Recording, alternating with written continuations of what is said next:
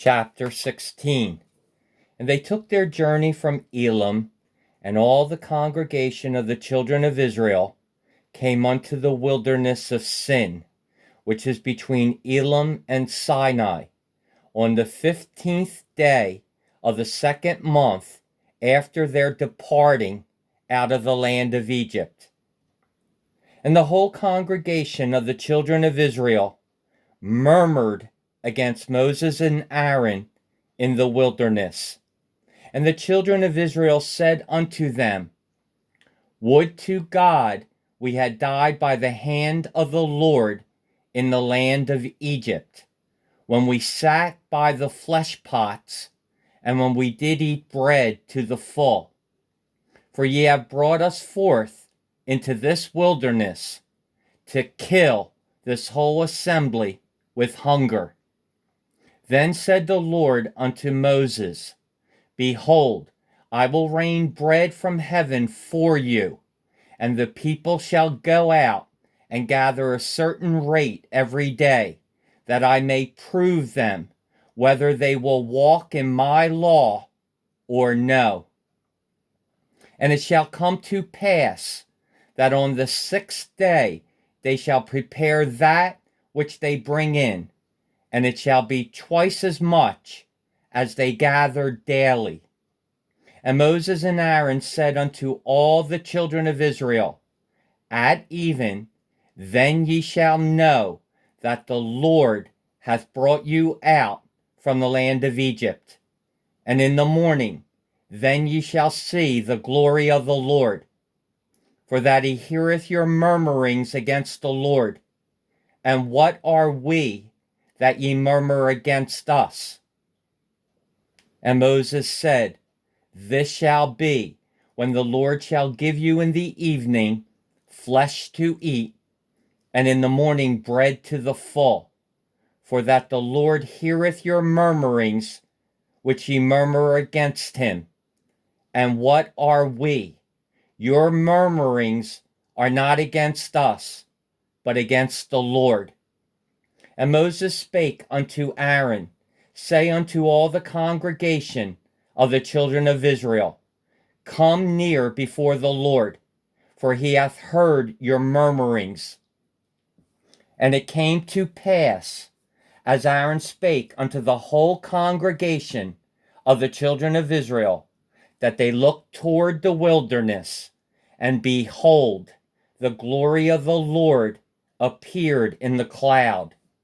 And the Lord spake unto Moses, saying, I have heard the murmurings of the children of Israel. Speak unto them, saying, At even ye shall eat flesh, and in the morning ye shall be filled with bread. And ye shall know that I am the Lord your God. And it came to pass that at even the quails came up and covered the camp, and in the morning the dew lay round about the host. And when the dew that lay was gone up, behold, upon the face of the wilderness there lay a small round thing, as small as the hoarfrost, on the ground. And when the children of Israel saw it, they said one to another, It is manna, for they wist not what it was. And Moses said unto them, This is the bread which the Lord hath given you to eat. This is the thing which the Lord hath commanded. Gather of it every man according to his eating, an omer for every man, according to the number of your persons. Take ye every man for them which are in his tents. And the children of Israel did so, and gathered, some more, some less. And when they did meet it with an omer, he that gathered much had nothing over, and he that gathered little had no lack. They gathered every man according to his eating. And Moses said, Let no man leave of it till the morning.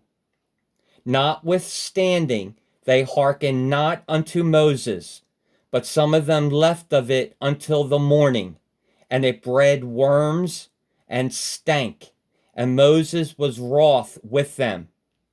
And they gathered it every morning, every man according to his eating. And when the sun waxed hot, it melted. And it came to pass that on the 6th day they gathered twice as much bread, 2 omers for one man. And all the rulers of the congregation came and told Moses. And he said unto them, This is that which the Lord hath said, Tomorrow is the rest of the holy Sabbath unto the Lord. Bake that which ye will bake today, and seethe that ye will seethe, and that which remaineth over lay up for you to be kept until the morning. And they laid it up till the morning, as Moses bade, and it did not stink, neither was there any worm therein.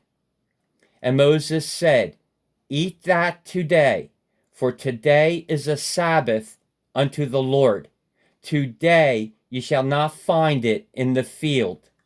6 days ye shall gather it, but on the 7th day, which is the Sabbath, in it there shall be none. And it came to pass that there went out some of the people on the 7th day for to gather, and they found none. And the Lord said unto Moses, How long refuse ye to keep my commandments and my laws? See, for that the Lord hath given you the Sabbath. Therefore he giveth you on the 6th day the bread of 2 days. Abide ye every man in his place. Let no man go out of his place on the 7th day. So the people rested on the 7th day. And the house of Israel called the name thereof manna. And it was like coriander seed, white. And the taste of it was like wafers made with honey. And Moses said, This is the thing which the Lord commandeth. Fill an omer of it to be kept for your generations, that they may see the bread wherewith I have fed you in the wilderness, when I brought you forth from the land of Egypt. And Moses said unto Aaron, Take a pot, and put an omer full of manna therein, and lay it up before the Lord, to be kept for your generations. As the Lord commanded Moses, so Aaron laid it up before the testimony, to be kept. And the children of Israel did eat manna 40 years, until they came to a land inhabited. They did eat manna until they came unto the borders of the land of Canaan. Now an omer is the 10th part of an ephah.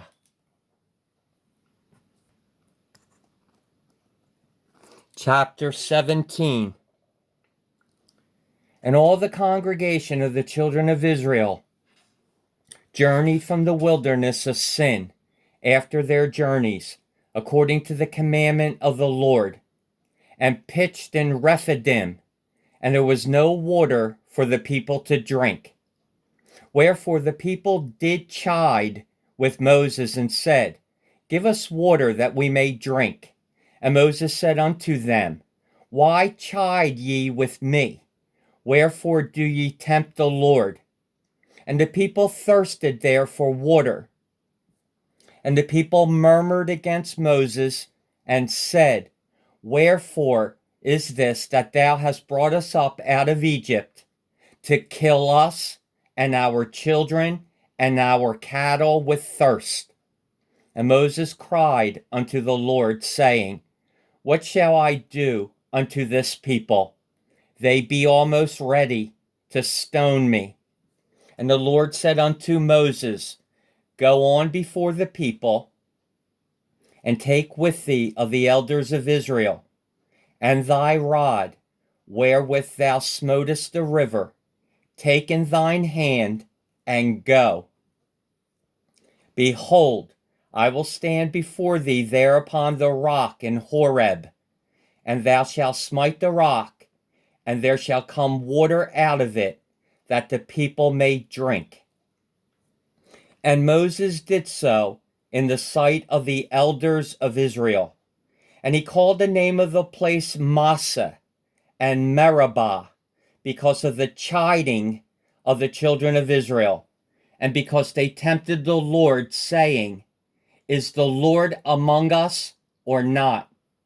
Then came Amalek and fought with Israel in Rephidim. And Moses said unto Joshua, Choose us out men, and go out, fight with Amalek. Tomorrow I will stand on the top of the hill with the rod of God in mine hand. So Joshua did as Moses had said to him, and fought with Amalek. And Moses, Aaron, and Hur went up to the top of the hill. And it came to pass, when Moses held up his hand, that Israel prevailed. And when he let down his hand, Amalek prevailed. But Moses' hands were heavy, and they took a stone and put it under him, and he sat thereon.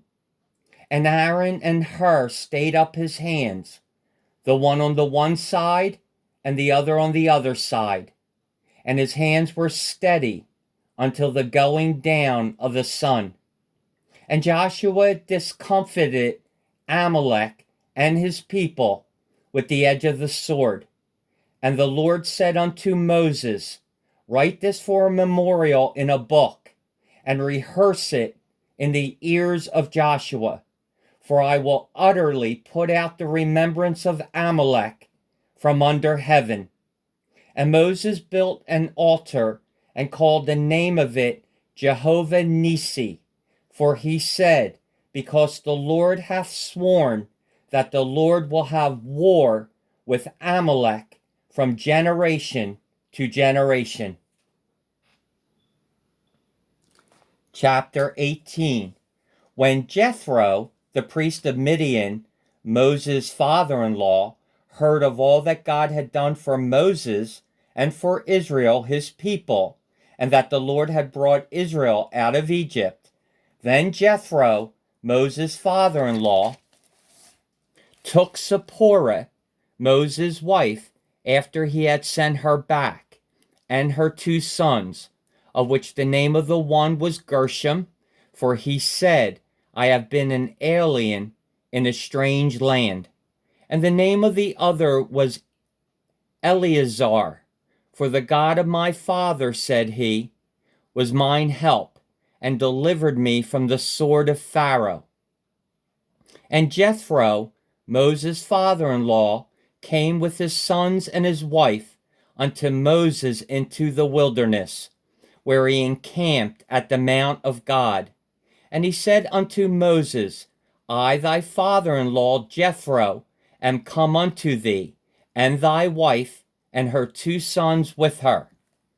And Moses went out to meet his father-in-law, and did obeisance, and kissed him. And they asked each other their welfare, and they came into the tent. And Moses told his father-in-law all that the Lord had done unto Pharaoh and to the Egyptian for Israel's sake, and all the travail that had come upon them by the way, and how the Lord delivered them. And Jethro rejoiced for all the goodness which the Lord had done to Israel, whom he had delivered out of the hand of the Egyptians. And Jethro said, Blessed be the Lord, who hath delivered you out of the hand of the Egyptians, and out of the hand of Pharaoh, who hath delivered the people from under the hand of the Egyptians. Now I know that the Lord is greater than all gods, for in the thing wherein they dealt proudly, he was above them. And Jethro, Moses' father-in-law, took a burnt offering and sacrifices for God.